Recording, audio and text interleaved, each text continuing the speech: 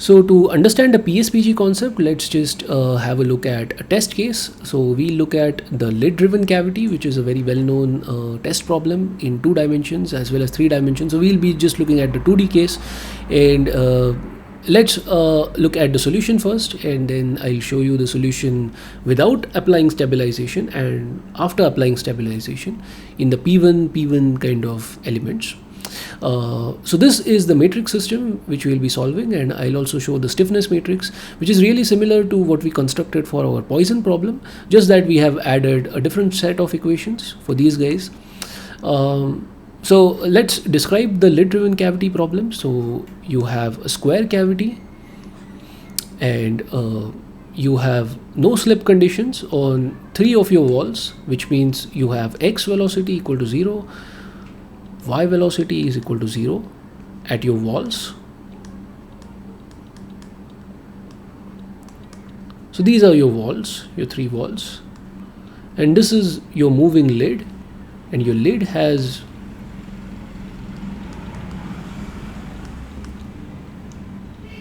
ux is equal to 1 and uy is equal to 0. So of course you have like singularities here at these 2 points, and you could choose to smoothen this out here, these guys, instead of imposing a 1 throughout. So I have not done that, so you might see some wiggles here at the most, but really you can just smooth it out, and these wiggles will just vanish. But so this is a very simple test case, and when we are solving for Reynolds number is equal to 0, we have no convective terms, so you get a flow field which looks something like this, right? So let's have a look at this solution, and then as you start increasing your velocity, you start seeing the appearance of different vortices in these corners. This is a very well-known problem, and towards the end we'll also look at validation over the center line x velocities, and you could also just validate ahead if you wanted. I mean, really simple problem. You could use the code which I'll provide and have a look at how the discretization works. Of course, I've used an unstructured mesh which is generated on Gmesh, and I've solved this problem, but really the key is to just refine the corners here, and once you just refine the corners, you are really going to get a very good convergence. So let's look at the solution on a MATLAB surface plot first. So this is your x velocity. As you can see, it has a value of 1 because the x velocity is 1 here, and you can see that there is a nice diffusion of this velocity, and you can see that it goes negative here, which means it just goes in the backward direction. So the flow goes in the right direction, in the positive x direction, and then back again, right? So you just have a vortex here. So this is your x velocity surface plot, and let us look at the y velocity, right? So this is your y velocity, and here you can see clearly that the y velocity is having nice negative positive, right? So it is negative here, it is flowing downwards, and then it is flowing upwards here, right? So this is your x and y velocity plots, and this guy is your final velocity, which is just your basically the just your square root of the square of your x and your y velocities, right? So this is your final velocity. So this is an unstructured grid, as you can see, and I have just used a scatter plot, right? And as you so you can see there is a vortex here, down here, and as your convection increases, this vortex comes in the middle, and this circulation really expands, and then you can see very nice circulations here as well in all of these 3 corners, right? So this is our test problem, and now let's look at the MATLAB code. So I'll just be showing the stiffness matrix code. The rest of it is really very similar to the Laplace problems which we looked at. So there's a Gmesh reader, there's a shape function library, Gauss loop, and so on. So really those ideas are really the same. So let me just expand the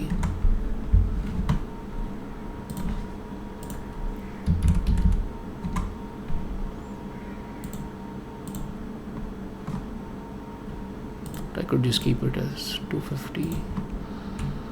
Yeah, and I guess this plot was left out. So this is your pressure, right? And here you can see the effect of the singularity, right? So you really have a positive pressure on this side and a negative pressure, right, on this guy here.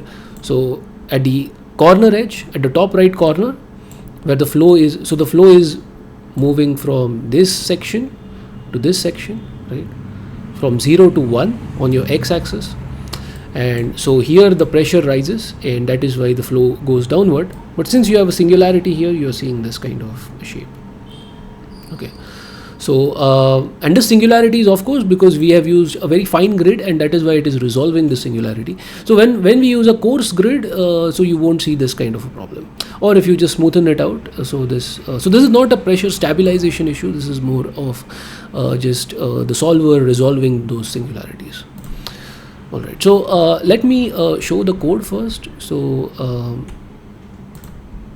this is your stiffness matrix, and so these are your structs for your node velocity, pressure for your nodes, right? For your velocity and pressure. This is the element to node connectivity list, right? So this is the same format which we had for our Laplace problem. And this is just boilerplate. I mean, you could just, it's the same for every kind of code. So really we just start off with some pre-allocations. And then here we are using triplet assemblies, so sparse triplet assemblies, right? And this allows us to really go up to, let's say, a few million degrees of freedom in MATLAB. Otherwise, it would just stall or run out of memory. So this is the triplet assembly, IJV. So these are your triplets. And we start off first by defining the shape functions. So there is a pre-compute shape functions library, very similar to what we saw in the previous video. So it pre-computes the shape functions at your Gauss points, right? And then you can also, so these are just your boundary nodes for imposing your boundary conditions. So we have just identified those nodes. And then you run the element loop, element by element. And so as you can see here, again, you have some pre-computations. You are just defining the local matrices, so KVEL and KPR. So these are just local matrices, right? So you have started defining them using your element to node connectivity list. And these are your X and Y coordinates for your nodes, right? And these are your velocities and pressure values. So we are using an iterative solver, a simple fixed point iteration, Picard iteration. And so we'll just be inverting the stiffness matrix and solving it. So you have this guy here. So you are just bringing this matrix, which is your K, your stiffness matrix, right here after imposing your boundary conditions. And you get this guy, the unknowns vector, and then you just iterate and you converge, right? So for Stokes, so this is just a linear problem, so this will solve immediately. For the next case, which when we'll start adding non-linearity, so you will require more number of iterations. So so this is your stabilization block. So let us just ignore it right now. Let us look at it a bit later.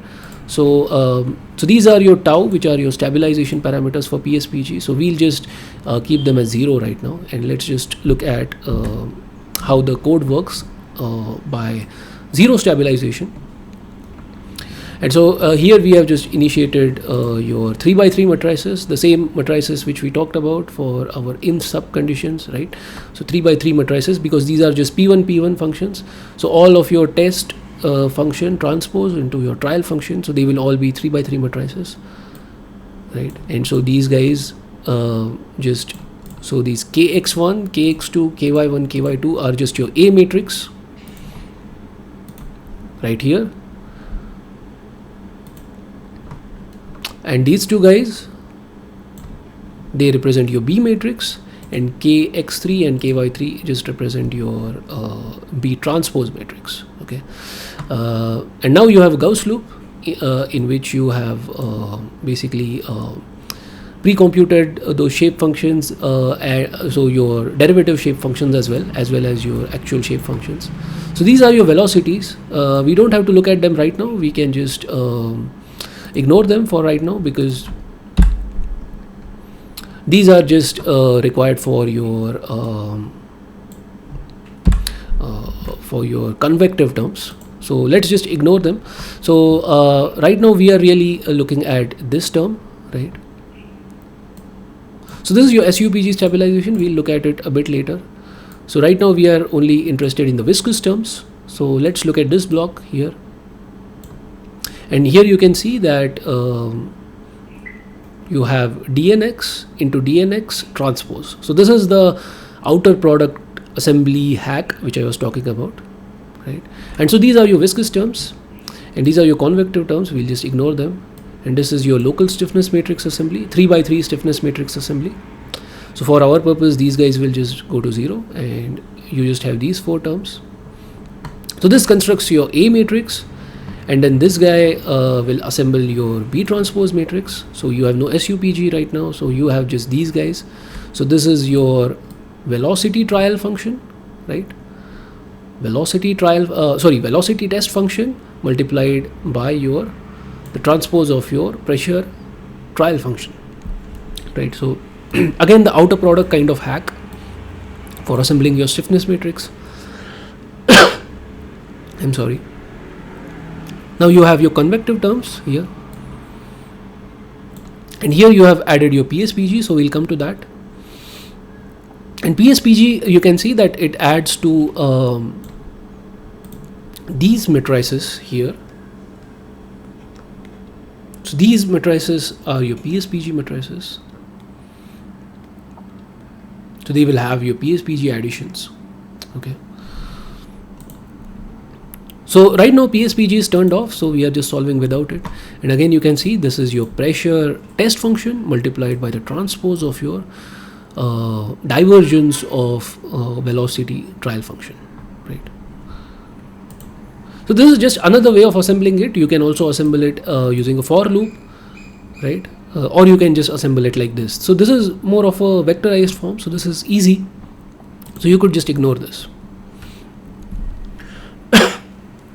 Now you can see that we have just scattered these into triplets. This is your sparse triplet assembly, because after constructing this triplet, we just put this into a global matrix, which we call as a J matrix. So these are not Jacobians actually, but I have just named them as J, but you could just name them as K as well, really. So, but really you are using very similar kind of code for Jacobian assembly. So you just have to make sure that these are your tangent, these are basically your derivatives, your partial derivatives. And really the same kind of assembly code can be used for assembling the Jacobian matrix as well. Now you can see here, so NXY is basically just the total number of velocity elements. Similarly, NPR is the total number of your pressure elements, right? And so you have just assembled not elements, I should say nodes, number of velocity nodes and pressure nodes. So in our case, these are really the same because we are using P1, P1, but in case of P2, P1, so you will have NXY and the number of your pressure nodes as different, okay? So this is your global assembly, and then you impose your boundary conditions, very similar to how we did it in our Laplace case. Simple Dirichlet boundary conditions, strong enforcement, and then you impose your corner node, right? So this is your, so we have just chosen a corner right here, this corner, and you can identify the node from your Gmesh mesh, and then you just put the pressure value at 0, and so now this matrix you will have a pressure pin at 0 here, and then this will become solvable. So this is your pressure pinning, and then you assemble your global stiffness matrix. So now you have this matrix K, and you can invert it to iteratively solve for this. Okay, so let's solve this first, and let's look at how the solution looks. So I have a test case file here in which you can put in various meshes which are provided in M file format. So let's use a very coarse mesh right now.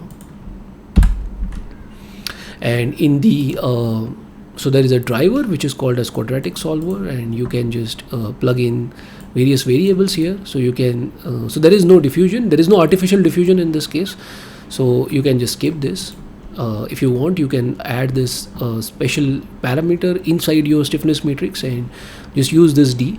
But that's really a very bad kind of stabilization, because though it works, it leads to inaccuracies. So we are interested in consistent stabilizations like PSPG or SUPG, and we'll come to that in the explanation. So let's just run this code first. So we have put Reynolds number as 0 and mu is just 1. Okay, rho is 1, right? And we are not using any time, or this is also another parameter which you could use for your really for playing around with the grid, but I have just removed this parameter again. So really to keep this stiffness matrix assembly very simple, so we are only playing with Reynolds number or your viscosity here. Okay, so let's just solve this. Let's run this code. You can solve that. You can see that it solves just right away. And now let's have a look at the solutions. So these are so this is a coarse mesh, so and an unstructured mesh. So you can see the values in the scatter plot. If you look at the y velocity, you can see that it is still calculating the y velocity somewhat well, right? Because you can see that the y velocity is, this is your x going from 0 to 1, and at 1 you can see that the y velocity is towards the downward direction. Here it is towards the positive direction, but you can see there are some oscillations here. In the x velocity, again you can see that there is a positive x velocity here, and there is a negative on this side. So there is a vortex which is forming, but again you have wiggles. And if you look at the pressure, this is a complete mess. You don't see anything. So you do see 2 points here, but everything else is just plus minus, right? So this is just basically your checkerboard kind of situation. And you're not seeing an exact checkerboard because this is an unstructured mesh. So what would happen once we add a stabilization? So let's have a look at that, and then let's explain what the stabilization is doing. So let me add the stabilization.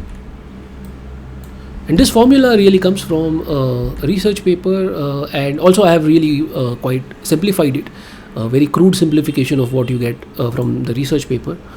So really you have to integrate the formula inside your stiffness matrix using the Gauss loop, but I have kept it a very simple approach. So we'll understand that. Let's run this code first and let's have a look. Now you can see it is iterating more number of times, right? And you can see that you have got these solutions. Now you can see this is your pressure, and you can see that this is very smooth, very stable. You can see the nice gradient here, and since this is a coarse mesh, the singularity is not really captured well, so you don't have sort of a blow up here. So you can see this nice gradient. This is your velocity, right? X velocity, and you can see that this is also very smooth. And so this is your y velocity, again pretty smooth, right? We could also use a refined mesh, slightly refined one, and compute this once again.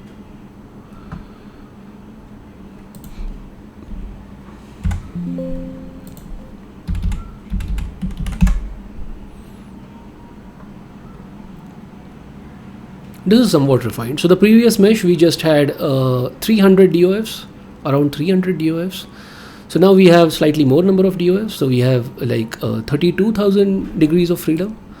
Now you can see this. This is your solution, right? And now because of the corner singularities, you have this. But there is no checkerboard here. Okay, so if you would look at the individual values, you will see that there is no checkerboard. So this is a smooth kind of solution. So let's try to understand what's happening here. So so what is your PSPG really doing? So what it is doing is it is adding a term like a pressure Laplacian kind of term here. So you are getting basically a term like grad Q into grad Q here, okay, in this guy here. which means that you have a term actually multiplying your pressure. So this term penalizes the pressure modes which are out of control, because in this equation you don't have a pressure, in this continuity equation you have no pressure term. So there is no penalization on pressure that we can put, but by putting this term into this matrix, you can just penalize the pressure modes which are going haywire. And really you can see that you have a grad q into grad q sort of term here. So in our finite element formulation, we always saw that pressure is q. There is no grad q here. Okay, so let's try to understand how this term comes about. So as you can see, this is basically what it is doing is basically you have something more specifically, you have something like grad p, because this is your trial function for your pressure, right? So you have a gradient of pressure, which is your trial function, right? Which is what you are projecting onto. So the gradient of pressure is being projected onto the gradient of the pressure test function, right? So that's what is happening here, and you could intuitively understand this as since q belongs to p1, so this guy also belongs. So this guy belongs to sort of you can't call it p0, but you could call it as constants, right? Because these are linears. So grad q belongs to constants, and if you look at this term b here, so it is basically q into del dot v, right? And so these guys are constants, right? So these are basically the derivatives of p1. So you could think of them as constants, right? Piecewise constants, and these are piecewise linears. So now you are projecting the gradient of pressure onto a piecewise constants. Okay, so basically you are sort of restricting the pressure. That's one way to understand it, that you are restricting the pressure to these kind of constant kind of modes, and you don't allow the extra modes that are left out here. So you penalize them by minimizing this here. Okay, this kind of term, but we can't just add this term as is, so we have to do it systematically. So to do this, the idea is to add it as multiplier to the residual. So this is the Petrov Galerkin method. So we consider q as our test function, grad q as our test function, right? This is our test function,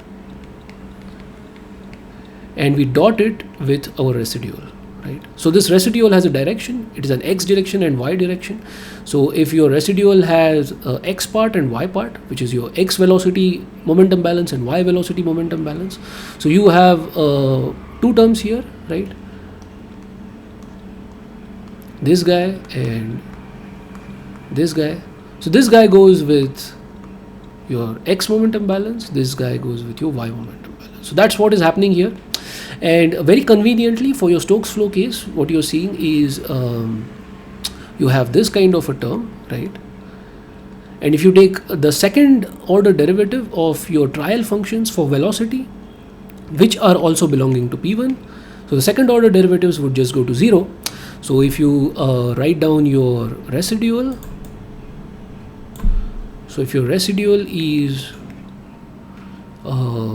minus mu into del square u plus grad p, if this was your residual, so then this term goes to 0 very conveniently, and you just have this guy here, which is just remaining. So when you have convective terms, so these terms will also exist, okay? But in your Stokes flow case, you just have a grad p here. So when you go to the null matrix in the corner, you just have grad q into grad p. And then again you can just expand this into your trial functions, and you would have grad q here, okay, which is very similar to as if you were solving a pressure Laplace kind of equation, and you're minimizing this. So this is an integral, so you are also so what's happening is, as your system gets solved, so your residual goes to 0, and as your residual goes to 0, this term also goes to 0. So this is called as a consistent stabilization. It is not having any leftover effects, And one thing that we have to be careful about is that P1 functions are Lagrange functions, right? They are Lagrange polynomials, which means these are C0. So we already looked at these kind of polynomials in our 1D bunch of videos. So if these were your linear hats, right? These linear hats, which are Lagrange polynomials, and they are piecewise continuous. So at these points you can see they are continuous. But what happens if you take a derivative? So you get something like this, right? Right. So there is a discontinuity, and if you were to take a second derivative, then you would get direct delta kind of functions. So these go to infinity at these points, and they are 0 everywhere else.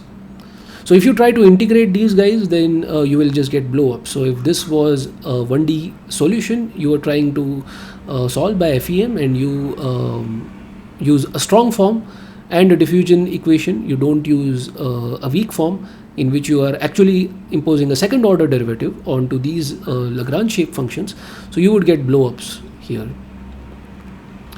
So when you use coarse mesh, you would just get blow ups. And if you just use a finer mesh, so these blow-ups would be captured really well, and you would get lots of them really, because you have a finer mesh, and then this entire solution would just basically blow up, right? So you cannot use, so you would have to use C1, but we know that it's very difficult to mesh C1 functions, and so we don't have a solver or a mesh software which can work very well with C1 functions, and that's why we have to stick with C0. And so we cannot really integrate by parts when we integrate here, right? So we cannot use our integration by parts on this guy. So right now, very conveniently, this is disappearing, but if we were looking at P2 P2 or P3 P3 higher orders, so these terms would exist, and in that case, of course, you might be tempted to integrate this by parts, but you can't do that. And so that is why the idea is to just add this integral at the element level, which means that your new formulation just becomes something like this.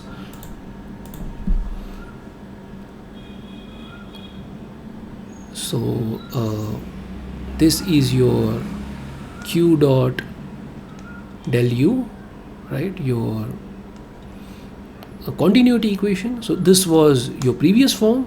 So now what you're doing is your q dot del u plus integral over the elements, over each element, grad q dot residual, right? So this is your PSPG, and you have a parameter tau here, which is not your stress, right? So this tau is just a stabilization parameter. So let us call it as tau PSPG. So this is a stabilization parameter. And in the previous 1D bunch of videos, we looked at an Excel sheet where we used PSPG, and we looked at the stabilization parameter as h by 2u, right? So it is h h by 2u, right? So that is your maximal level of stabilization. So there are different formulae in the research papers, and you could look at the research papers of Tesduyar et al. And there are so many other researchers as well, but I think there are very good papers by Tesduyar et al. In which you can find how to calculate these kind of stabilization parameters, and you really have to integrate them because you have a velocity here, right? And since we are solving for velocity, so this is basically a non-linear sort of problem, and so you have to iterate around it, and you can just integrate inside the element and just find out this parameter. And so that's the systematic way to do it. And let's see how we have done this in a code. In the code, we have really used a very crude way of calculating this. So you could go through this code and try to understand it, but really this is very crude. And what I have done is I have again looked at this value, but this h is really your so this is a characteristic dimension, and I have just considered it as this kind of a circle, which is a circle which has the same area of this triangle. Okay, and this velocity is computed as so I've just linearized it from the previous iteration, so you can just calculate an average velocity inside every element. So I have not really integrated this inside, and So this is the stabilization block. So you can see that these are your x and y, right? X and y nodal values, right? And we have just basically we have just computed the area. We could also do it by your determinant of j, and we compute h, which is your characteristic length, and then you have to divide by 2. So this is just coming from the literature. So since you are using p1, we divide by 2, and you calculate your mean value from your u1 and u2 from your previous iteration, right? So these are your plugged in values, your guess values. And then you have your kinematic viscosity, and this is bringing in another parameter again from literature, but very heavily simplified here. And the C value here is taken as 3 to 4 for triangles. So we have just used this value. So this is really the arbitrary constant in this total formulation, and you still have to use. So while this is an arbitrary constant, you don't really have a lot of space to navigate this. So you can just use 3 to 4 here, right, and you will get the accurate values. And these come from very detailed research. So there is a lot of theory behind it. So really we can just use them as is, I mean, just to start off with. We could increase this in principle, but if you do that, then you will get over stabilization, and your solutions will just become smoothened out, and they are not really very accurate. So you have to just stick with these formulae, or you could go into the theory and try to understand them more, and then you could vary them. So that's about these formulae, and really I'm using the same formula for tau s, which is my SUPG parameter, and tau p, which is my PSPG parameter. But tau s only adds to your convective terms. Really since we have put Reynolds number as 0, this guy is out of question, and this is your PSPG, right, tau. So let's look at where this is implemented. So this is implemented in this guy, in your B matrix, right, into this.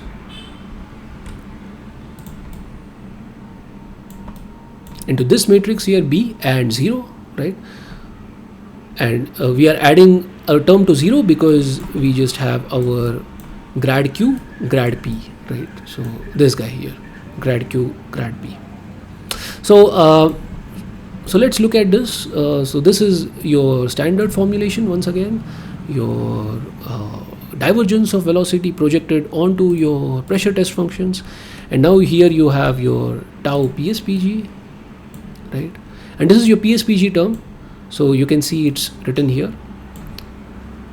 So it is just so this is your x going along with the residual in the x direction, right, and you also have a residual in the y direction. And what are these terms? So these are convective terms. Okay, so in our case right now we don't have any convection, but when the convection appears, you would need this. And you can see that there is no diffusive parameter or viscous term, and that is because those go to 0, right? So these are the contributions which add to the B matrix, and to the null matrix you have this, right? And as you can see, so since we are